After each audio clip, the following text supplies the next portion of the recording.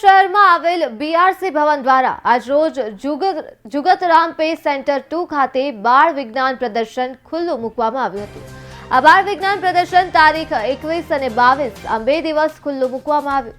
તો આ બાળ વિજ્ઞાન પ્રદર્શનમાં લખતર તાલુકાની 20 જેટલી સ્કૂલોએ ભાગ લીધો હતો। બાળકો દ્વારા તૈયાર કરેલ અલગ અલગ કૃતિઓ પ્રદર્શનમાં મૂકવામાં આવી અને આ બાળ વિજ્ઞાન પ્રદર્શન સુરેન્દ્રનગર જિલ્લા શિક્ષણ તાલીમ ભવનના प्राचार्य सीटी टुंटियाना अध्यक्ष स्थाने योजायो हतो।